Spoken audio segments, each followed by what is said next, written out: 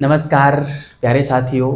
यदि आप पीएचडी में एडमिशन लेना चाह रहे हैं या एडमिशन ले चुके हैं तो आपके जहन में एक प्रश्न ज़रूर उठ रहा होगा कि आखिर क्या होता है पीएचडी कोर्स वर्क, क्या इसमें करवाया जाता है, कैसे करवाया जाता है, हमें कैसे करना है।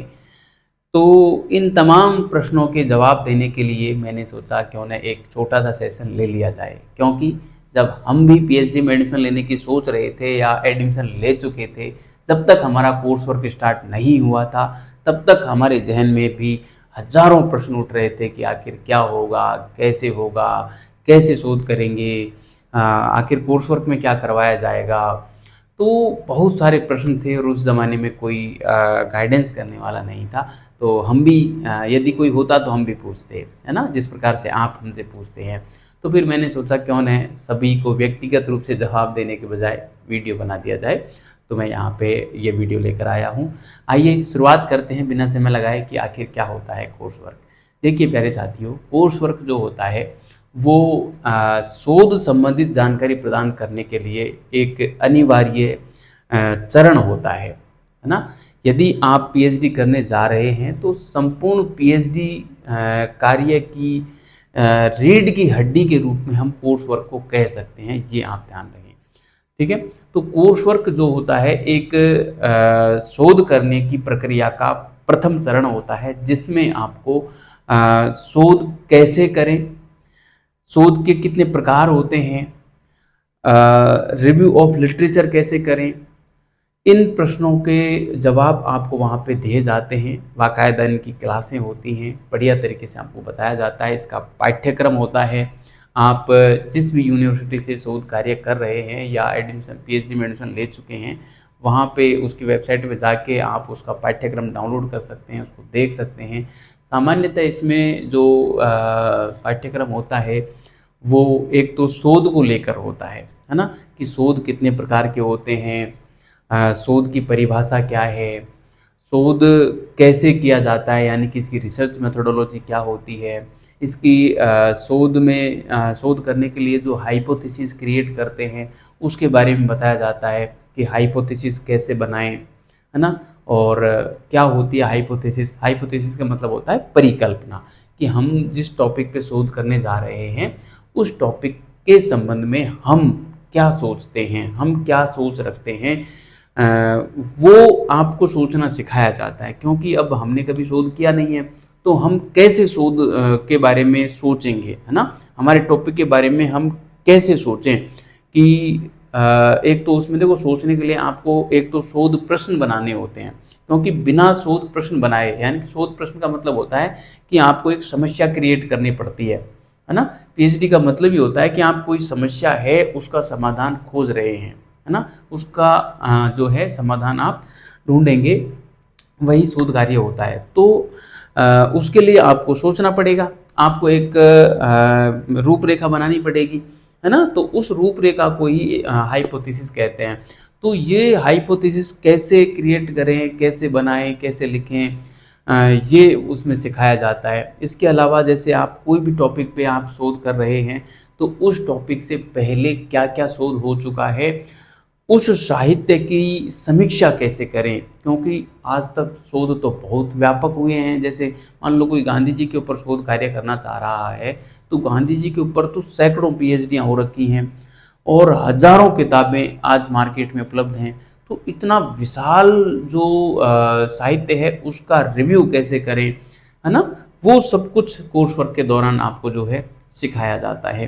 तो एक तो मैं कह सकता हूँ कि कोर्स वर्क में आपको जो है शोध के बारे में, यानी कि रिसर्च मेथोडोलॉजी के बारे में बताया जाता है, जो कि सबसे महत्वपूर्ण पोर्शन कोर्स वर्क का जो है शोध रिसर्च होता है, रिसर्च मेथोडोलॉजी होता है। ठीक है, इसके बाद आपको जो करवाया जाता है कोर्स वर्क में, वो करवाया जाता है रिसर्च एंड पब्लिकेशन एथिक्स के बारे में आपको बताया जाता है विस्तार से।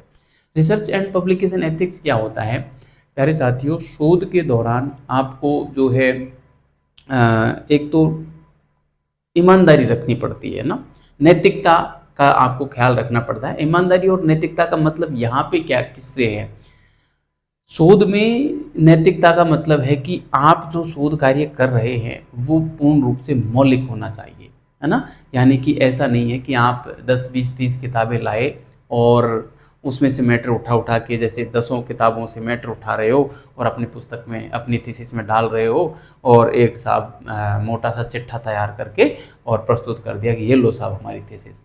ऐसा आप नहीं करोगे।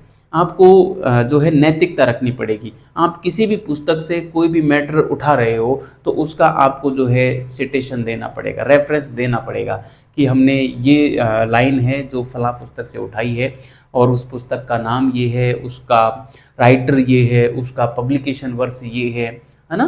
तो पब्लिकेशन वर्ष तो खैर अंदर तो नहीं डालते, अंत में जो संदर्भ ग्रंथ सूची है उसमें जरूर डालते हैं।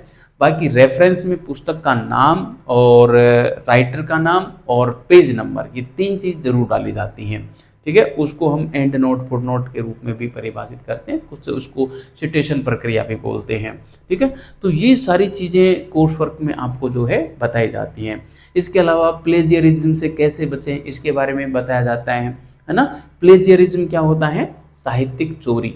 यानी कि आपने आपकी थीसिस लिखते समय कोई ऐसे शब्द तो नहीं उठाए हैं जिसका आपने रेफरेंस नहीं दिया हो और उन शब्दों का इस्तेमाल या उन लाइनों का या उस कंटेंट का इस्तेमाल किसी अन्य थीसिस में किया गया हो, ठीक है। तो प्लेजियरिज्म यानी कि साहित्यिक चोरी से कैसे बचें ये आपको सिखाया जाता है। अब चूंकि आपको पता है कि जैसे गांधी जी, भीमराव अम्बेडकर, ये ऐसे टॉपिक हैं, इनके ऊपर यदि कोई पीएचडी कर रहा है तो कुछ मैटर छोड़ा ही नहीं है लोगों ने, इतनी पीएचडियाँ इन लोगों के ऊपर की गई हैं, फिर भी इन टॉपिकों पे वर्तमान में पीएचडियाँ हो रही हैं।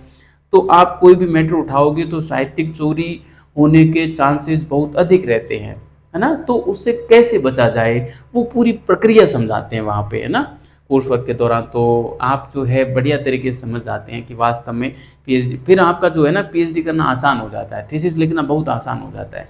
यदि कोर्स वर्क आप नहीं करो, आपको ये पता ही नहीं है कि कैसे मैटर लेना है, तो आप कैसे लिखोगे फिर थीसिस, है ना। आप आपके मन से लिख नहीं सकते क्योंकि बिना तथ्य के आप थीसिस में कोई भी बात डाल नहीं सकते, है ना। और किसी भी तथ्य का आप उठा रहे हो तथ्य को, तो फिर उसका रेफरेंस कैसे डालोगे ये जानने के लिए आपको कोर्स वर्क करना ही पड़ता है ना। यदि आप नहीं करोगे तो फिर आप रेफरेंस नहीं डालोगे, रेफरेंस नहीं डालोगे तो आप जो है प्लेजियरिज्म फंस जाओगे, है ना। फिर आप साहित्यिक चोरी में फंस जाओगे। और 10% से ऊपर यदि प्लेजियरिज्म आता है, साहित्यिक चोरी आती है आपकी थीसिस की, तो वो सबमिट नहीं होगी, है ना। तो प्लेजियरिज्म से बचने के लिए आपको कोर्स वर्क करना अनिवार्य होता है, ठीक है। इसके अलावा और भी जो है, आप रिसर्च पेपर लिख रहे हैं उसको कैसे लिखना है, उसकी फॉर्मेटिंग क्या होगी, है ना, कहाँ से उसको पब्लिश करवाना है, यूजीसी केयर लिस्टेड जो जर्नल्स होते हैं वो क्या होते हैं, पीयर रिव्यूड जर्नल क्या होते हैं, ये तमाम बातें बताई जाती हैं ना। रिसर्च पेपर का भी प्रारूप बताया जाता है, उसमें कैसे लिखा जाता है, उसकी भी हाइपोथेसिस कैसे की जाती है, उसमें जो कंक्लूजन लिखा जाता है वो कैसे लिखा जाता है, ये तमाम बातें बताई जाती हैं। अंत में जो है आपको कंप्यूटर अनुप्रयोग के बारे में भी सिखाया जाता है कि आखिर शोध में कंप्यूटर का प्रयोग हम कैसे कर सकते हैं, क्योंकि वर्तमान का जो ज़माना है वो डिजिटल युग हम कह सकते हैं, और बिना तकनीकी का इस्तेमाल किए आप वर्तमान समय में पीएचडी कर ही नहीं सकते। आपको ये किन प्रकार तकनीकी का उपयोग करना ही पड़ेगा। तो शोध में तकनीकी का उपयोग कैसे किया जाए ये डिटेल में वहाँ पे बताया जाता है। एमएस वर्ड, एमएस एक्सेल और पावर पॉइंट, इनके बारे में आपको विस्तार से वहाँ पे बताया जाता है ना। विभिन्न प्रकार के सॉफ्टवेयर के बारे में पढ़ाया जाता है। हमारी जो यूनिवर्सिटी थी RMLAU, उसमें तो कंप्यूटर का एक पर्सनली पेपर हुआ था, डेस्क्रिप्टिव पेपर हुआ था 3 घंटे का, जिसमें वही 36 पेज की कॉपी आई थी और उसको लिखना पड़ा था हमें, है ना। तो लगभग सारी यूनिवर्सिटियों में कंप्यूटर अनुप्रयोग के ऊपर जो है कोर्स वर्क में क्लासें लगती हैं, पढ़ाया जाता है, समझाया जाता है कि AI टूल्स का उपयोग कैसे करें, जितने भी सॉफ्टवेयर हैं जो रिसर्च में काम आते हैं उनका उपयोग कैसे करें, ये तमाम बातें इसमें जो है की जाती हैं। तो ये बात हो गई कंप्यूटर अनुप्रयोग वाली। अंत में एक चीज़ और सिखाई जाती है कोर्स वर्क के दौरान कि आप का जो विषय है और आप अपने विषय में कौन सा टॉपिक सेलेक्ट करोगे, उस टॉपिक की क्या उपयोगिता है, कैसे तो टॉपिक सेलेक्ट करोगे और उस टॉपिक की क्या उपयोगिता है, क्या उस पे शोध करना चाहिए या नहीं करना चाहिए, भविष्य में इसकी क्या प्रासंगिकता रहेगी और कैसे इस टॉपिक की जो है चैप्टराइजेशन कैसे करना है, अध्यायीकरण, है ना। और मतलब आपके टॉपिक से संबंधित भी बातें होती हैं, पर टॉपिक से संबंधित बातें कम होती हैं, क्योंकि वहाँ से कॉमन बातें ही होती हैं, है ना। कॉमन इसलिए होती हैं क्योंकि कोर्स वर्क जो चल रहा होता है ना, उसमें आपका गाइड अलॉट नहीं होता है और ना ही टॉपिक अलॉट होता है, तो उसमें बेसिक बातें बताई जाती हैं। बाकी बातें आपको जब कोर्स वर्क बढ़िया से हो जाता है और कोर्स वर्क में फिर आपकी एग्ज़ाम होती है, एग्ज़ाम में यदि आप पास हो गए फिर वाइवा होता है, वाइवे में भी जब आप पास हो जाते हैं तो फिर आप जो है पीएचडी में आपका रजिस्ट्रेशन हो जाता है और फिर आप जो है शोध करने के लिए तैयार हैं। आपको एक गाइड मिलता है, उस गाइड के अनुसार फिर आपका जो है टॉपिक है और आपके टॉपिक से संबंधित जितनी भी समस्याएं हैं वो सारी बातें फिर गाइड समझाता है आपको, है ना। टॉपिक से जो रिलेटेड मामला होता है वो कोर्स वर्क में सामान्यतः नहीं किया जाता, क्योंकि टॉपिक उस समय तक सेलेक्ट ही नहीं होता है। केवल बेसिक बातें बताई जाती है कि टॉपिक कैसे सेलेक्ट करें, टॉपिक का जो नाम हम देते हैं वो संक्षिप्त हो, वो विस्तृत नहीं हो, टॉपिक का सीमांकन कैसे करें, है ना। इतनी बातें ज़रूर बताई जाती हैं, लेकिन टॉपिक भाई जैसे जैसे मेरा था द्वैतवाद व अद्वैतवाद का ऐतिहासिक तुलनात्मक अध्ययन,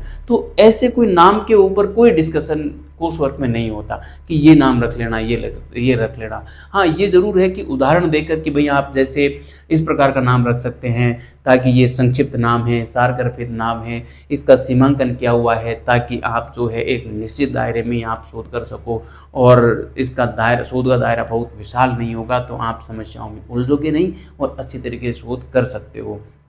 ये सारी बातें कोर्स वर्क में बताई जाती हैं। तो प्यारे साथियों, आप समझ गए होंगे कि क्या होता है कोर्स वर्क में और कैसे होता है, किस प्रकार से एग्ज़ाम, फाइनली एग्ज़ाम होती है कोर्स वर्क के बाद और एग्ज़ाम में पास हो जाते हो फिर वाइवा होता है और कई जगह यूनिवर्सिटियों में वाइवा नहीं होता, एग्ज़ाम ही होती है, फिर सीधा जो है गाइड अलॉट कर दिए जाते हैं, है ना। ये यूनिवर्सिटी के ऊपर डिपेंड करता है। तो ये था प्यारे साथियों कोर्स वर्क के बारे में एक छोटा सा सेशन जो मैंने आपके साथ साझा किया।